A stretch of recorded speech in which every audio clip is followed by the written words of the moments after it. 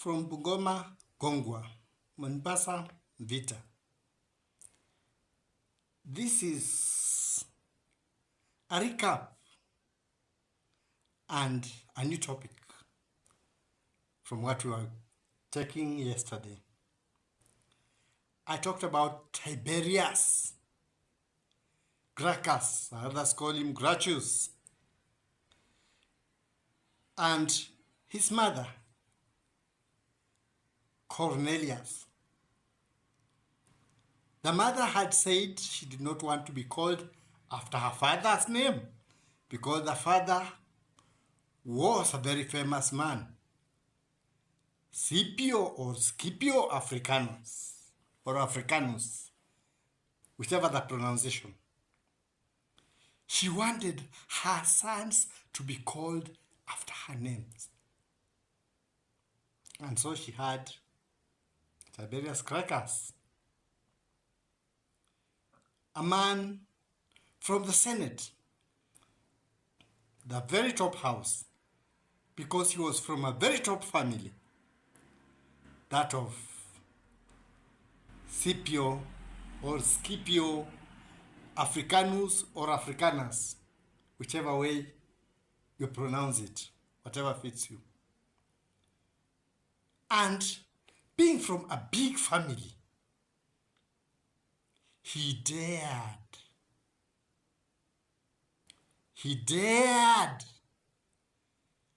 court the poor. He decided to stick with the poor. He had moved around Iberia, seeing the poor. Even the soldiers retired were living in abject poverty, where he used the saying, even foxes have their holes, but a Roman citizen, a Roman poor does not have even a place to lay his head. It was a sad thing to him. He courted the poor and asked for changes. Yesterday you saw behind me, there were packages. Yes, the resources of that country that could put them on the magic carpet. You saw yesterday that blanket. I am seated on a carpet.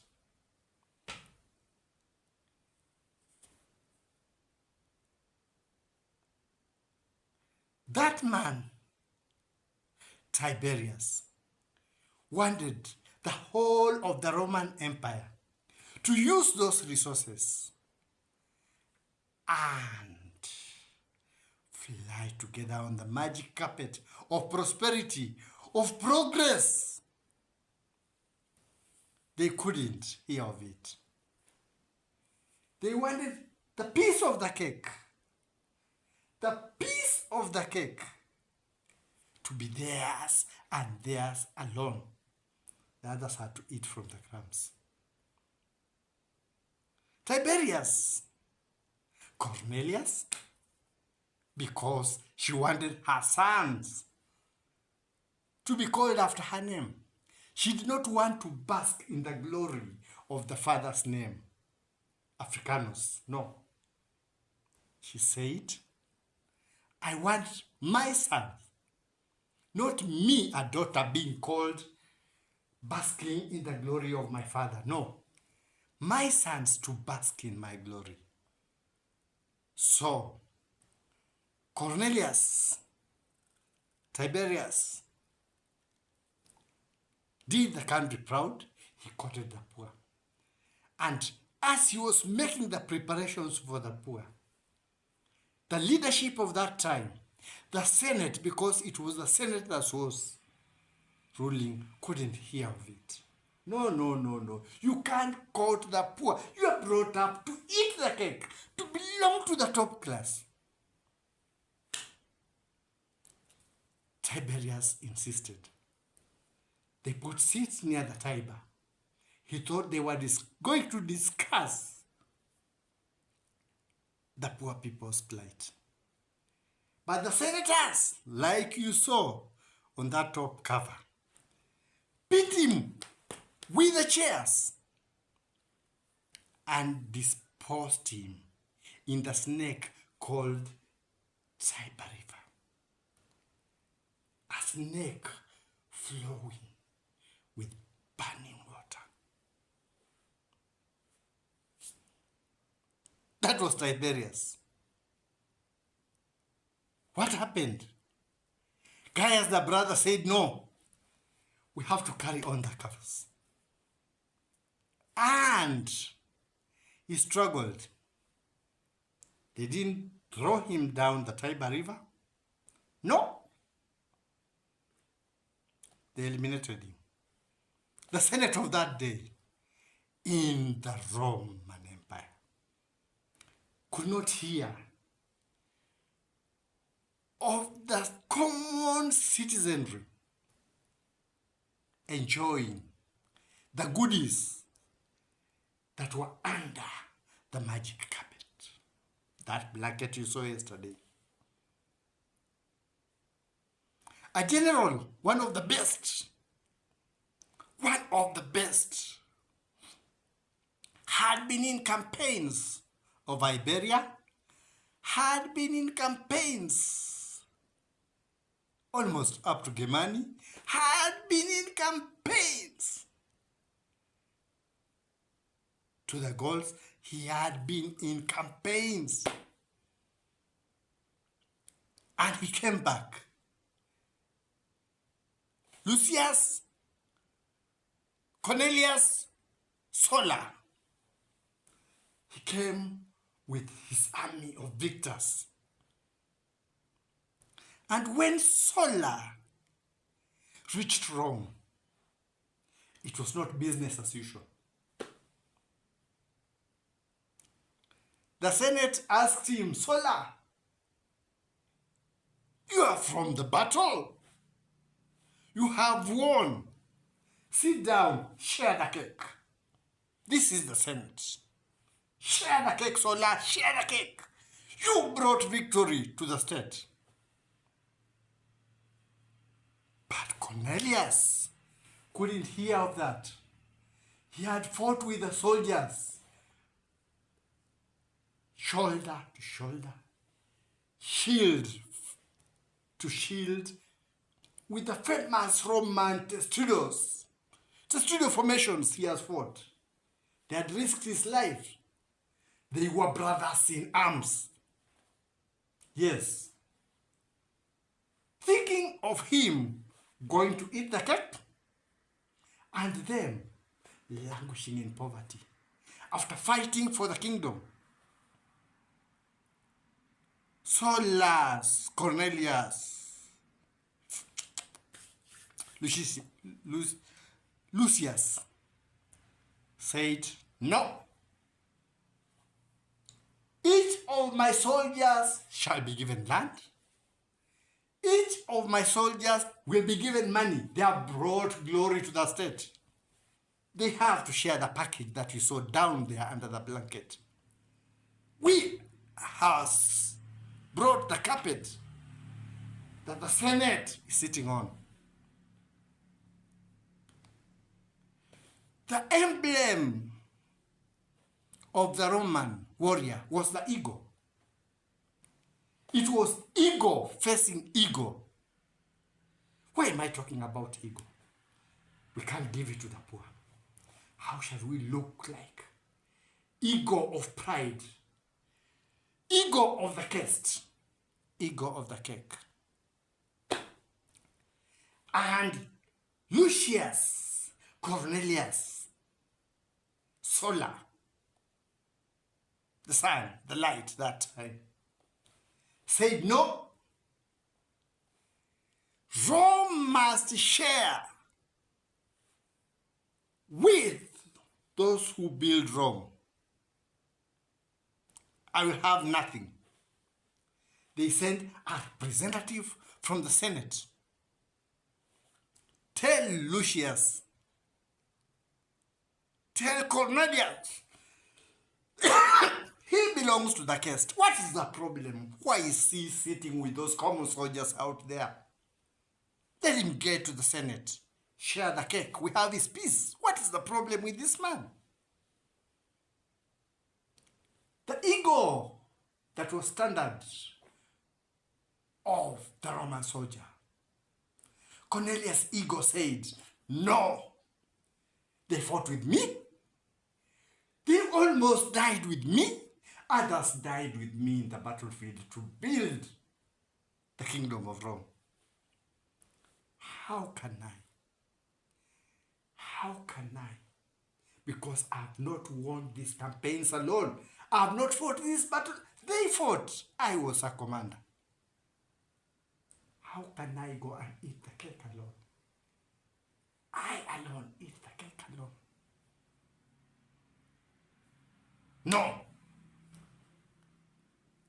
Lucius Cornelius Sulla said, no, no, we shall not have it.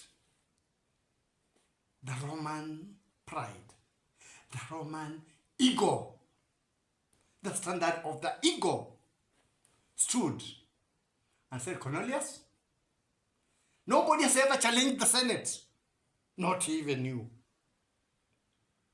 We shall wage a war against you. And Cornelius said, so be it. And when they prepared their army, it was testudo formation after testudo formation. Ego against ego. Rome against Rome. Rome. For those who are following me, when I told you of my testudo time, they would threaten me and tell me you go to Rome. I didn't know what Rome meant. But Rome is the reverse. Home. It was home against home. Rome against Rome. Testudo against testudo. Gladius against gladius. Formation against formation. Yes. You would form the soft formation, the others no, the soft formation. Ego against ego. And Cornelius, having had that experience, overran Rome. He went after the senators, all of them. It was a bloodshed. He wrote his statement in blood, took over and gave his soldiers land, gave his soldiers everything. And he had revived the dream of the Roman people, the dream of home, the ego of the Romans, the standard of the ego of the people of Rome, of the people of home had been raised. Yes, he had crushed the standard of the Senate. The people could also have the goodies. Yes, Rome was flying on the magic carpet. This one you see here. It was no longer a blanket. They had gotten from the bed. This is a baby bear. They were no longer baby bears. They were berserkers, asking for their rights, fighting for their rights. They had gotten their rights. It lasted a short time. But Lucius, Cornelius, Sulla, the light of the moment, did that thinkable. His ego challenged the ego of the state of Rome. He gave people what they wanted. They forgot that Tiberius had flowed down the river. Liquid fire. Yes, Sulla brought all the other snakes. And Rome was never the same again. This compares to the story of Julius Caesar coming from his campaigns in Gaul, he gave the Romans what they wanted. He gave them the snakes. Are they the ones we call the snakes of Egypt? Yeah, all the snakes. And now the whole state of Rome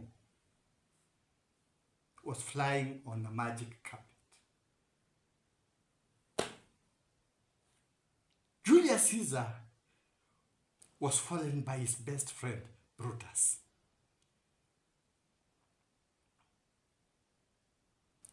Tiberius was fallen by his comrades in the cast, the senators. What is this lesson teaching us? That to be a leader of the people, be like Lucius, Cornelius, SULLA. Be the light of the people. Because there is a Swahili saying, if you don't give to many, they always take it with their own hands. That was the lesson. And that is the lesson that we learn from Tiberius, Gracchus or Gracchus, and we learn from Lucius, Cornelius, SULLA. Others call him SULLA, but I know from the original it is SULLA. So who is willing to be a general and be a light like SULLA? I throw that to the leaders. I throw that to the citizens. Kenya, Africa involved. Will you be a Cornelius SULLA? Will you be called after the name of the mother? Not the mother basking in the name of the father. That is my take for today.